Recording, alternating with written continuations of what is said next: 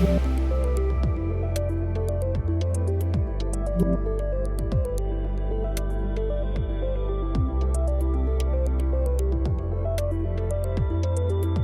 joined today by Chuck Weber, the CIO of Blue Cross of Idaho, and Brian Fortson, the Director of Customer Experience at Blue Cross of Idaho. So thank you guys both for joining me today. Really excited for this conversation. I'm going to start with a question for Chuck. So Chuck, can you tell us a little bit about Blue Cross of Idaho's sort of status as a not-for-profit organization and kind of what that means for an insurance company here in Idaho? First of all, Chris, thanks for having us on to talk about this. Blue Cross of Idaho is a not-for-profit, and I've worked for for-profit companies in this industry. And the great thing about an organization like this is we're not beholden to Wall Street, right? So our focus can be really about our members and about the community that we serve. And you'll see that, and it's one of the reasons I joined Blue Cross of Idaho is because of that focus to the state and to the membership that's associated with it. And we're not beholden to some large entity looking for making sure that we have quarterly profits, right? We can make good decisions based on our benefits to make sure that we are very stable in our organization, that we can continue to improve our benefits to our members and also our services. Very cool, thank you. So with that as kind of a backdrop, can you talk a little bit about what the vision for Blue Cross of Idaho is from a technology perspective?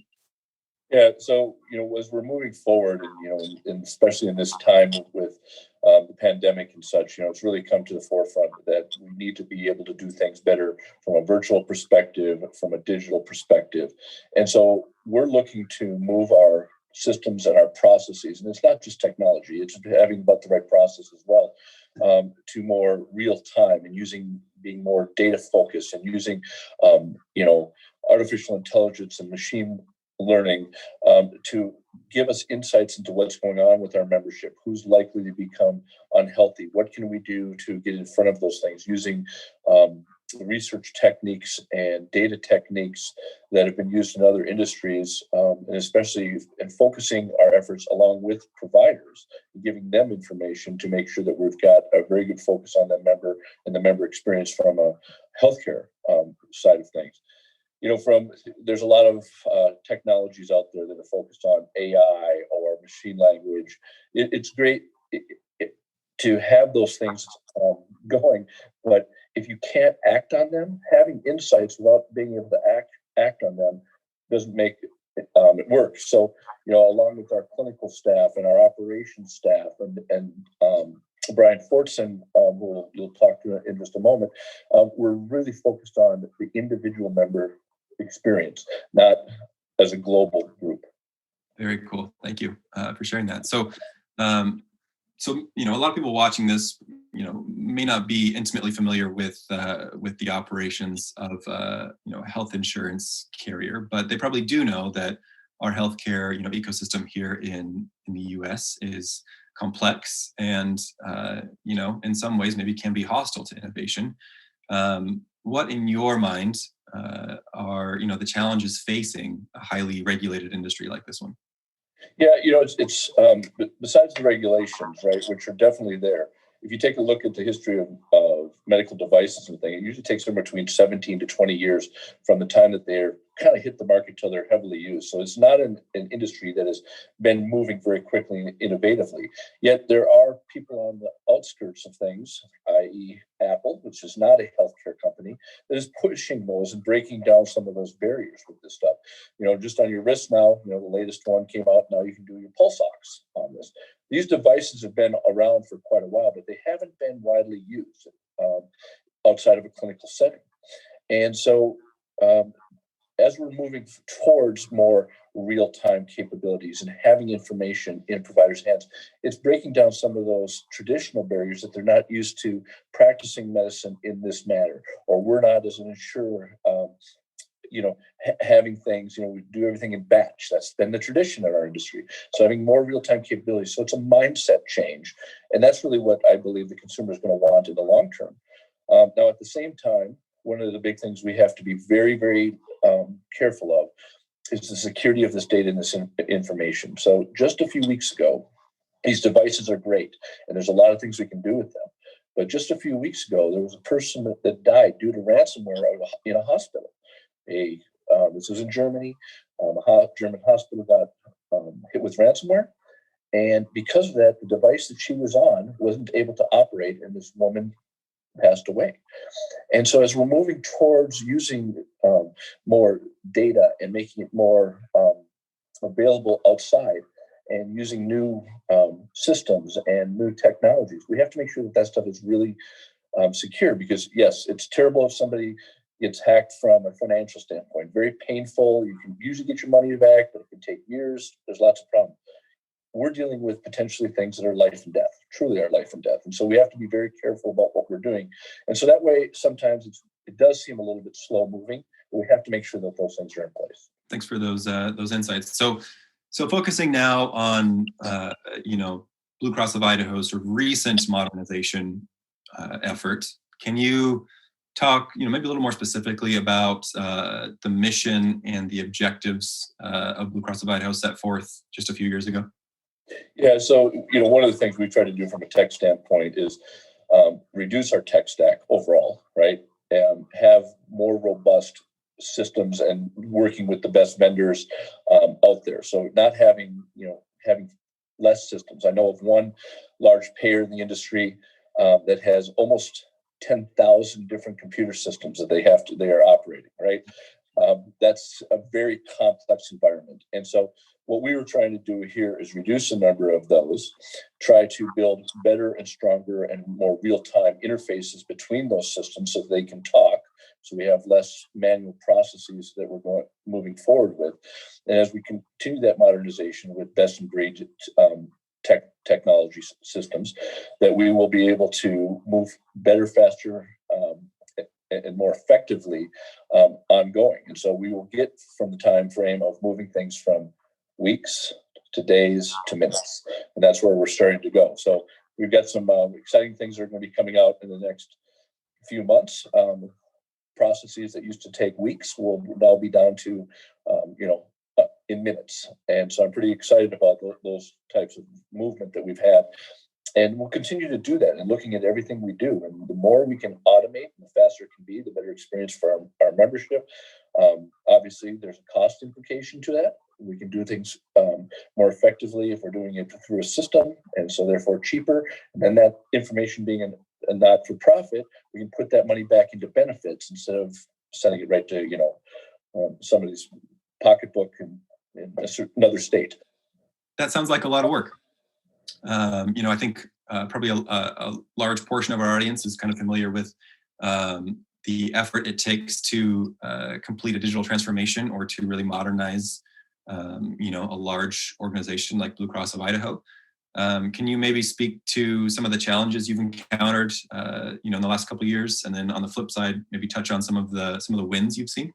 Mm-hmm. Sure. So some of the challenges that we have, one of the things we talked about earlier is that a lot of the systems in our industry have been primarily focused on batch, right? They didn't have very good APIs. And so working with those systems, having to build hooks into them so we can have a more real time is always a challenge, because if it's not native to that system, then you have to figure out other ways. And there are ways to get around that, but that tends to be a lot of work from that perspective. Second of all is obviously data quality. Anytime you're doing interactions between multiple enterprises, the data standards between them are very different. If you look at healthcare, there are standard ways of transacting, but what goes into those fields and those transactions can be very different. And so converting that and understanding that and making sure that you're very clear on that information, those are some of the challenges that we have. The interoperability rules that are coming out, very excited that we're going to be able to share data between healthcare payers and providers, and it's a big boom from my perspective. But will that data be consistent? Because there is no data standards necessarily between organizations, right? So the quality of that data in any digital transformation is very important to make sure it's actually usable and not just something that's going to sit there and you can't act on that perspective. Some of the wins we've had, we talked a little bit about interoperability. We've been part of the Da Vinci project, which for our industry was really a standardization on the national level, working really with CMS, the Centers for Medicare and Medicaid, to get to a data standardization for some of this interoperability. And with that, we came up with fire standards, FHIR, and we're using those in our new digital app that we've put out. Even though some of the transactions aren't final, don't have to be there for another 9 months. They're supposed to be there at the end of the year, but they're not going to force it until next summer. So we've moved ahead on that, and so that's been a big win. And so we've been in the forefront of that. Our new digital app is great. Our data analytics platform, along with using that with our healthcare economics group, have been able to do some really interesting work with some AI and finding people that potentially are at high risk for certain conditions, high risk for certain types of joint problems, and so moving that stuff forward by getting that data cleaned, using it to enhance our processes, and then really be able to act on it has been really important. Sounds like some really cool stuff, and particularly innovative for a health insurance company.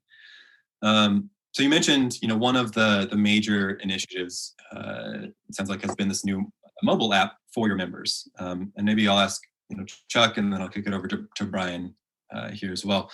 Can you talk to us, a bit about what that project has been like for you, what it has meant for the organization? Yeah, so this was a completely different technical skill set than we had in-house. So we had to teach some people. We had a really good partner in helping teach our folks some of this technology. It's moved us to the cloud. So we started doing our first, real cloud computing type work. It's gotten us more into DevOps, further down that road. So all of those things have been very beneficial. From a business perspective, it's really opened their eyes to what it takes to be digital, the importance of that data quality in those transactional systems. Is because that's where it gets driven from, right? The app is, there's some work that actually happens there, but for the most part, it's a presentation layer. And so all that data that sits in those back-end systems, that interactivity, and because it is across multiple systems, making sure it can be coalesced back to the end user in a usable and understandable way. You can present a lot of information out there, but if it's not user-friendly and people can't navigate it or make sense of it or work with it, it doesn't work. I think that's what our app has really done. It's getting people access to information much faster. They don't have to call. They can look on their app. They can find providers. There's a lot of really good stuff that's on there, and they can get it from anywhere. And so I'm really excited about that. And Brian Fortson is our director of customer experience, and he's fairly new to the organization. I think he came just before the COVID pandemic, but he's really brought a lot of great insight in what we should do with the app. How do we get that information out? How do we make the user experience much more friendly? And so I'm really looking forward to watching what he's going to get done in the next year. I came the day of COVID. Our moving truck showed up on the day of shutdown. We weren't sure that they were going to unload the truck. Wow. So you are pretty new, Brian, to this modernization effort, and it sounds like this is not your typical year to be joining a large coordinated effort like this. What has your last 8-9 months been like? Yeah, well, I'll say what a ride. It's been a great experience. I'm coming to Blue Cross of Idaho outside of industry from the tech sector on the East Coast. So this was fairly new to me. I came midstream. I know partnering with these teams heavily on the mobile app to get our app to market. And so one of the things that we've been doing on the mobile app. So Chuck spoke about the data complexity. It's our challenge to make the complex data landscape simple for our users. So we've been taking a human-centered design approach to this app, where we were really looking at market behavior, consumer behavior, our data capabilities, and converging those things together. So we understand, how do people need to use this data on the go, right? So you use a mobile app when you're not at your home. Right. So, one of the challenges that we've been finding is, how do people want to consume their healthcare data while they're outside of their home?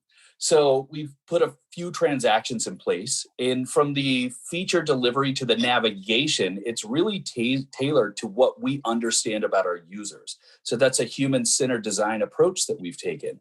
Another thing that we've done is we've paired our business teams, our market and customer facing teams with our delivery teams together, so that we can better understand that data in real time. So, it's very common for organizations to, set requirements and send a delivery team off to develop, an A/B or a beta or a prototype, and then bring it back, launch the pilot to market, and see how it goes. We've really tightened that loop where we've put features out.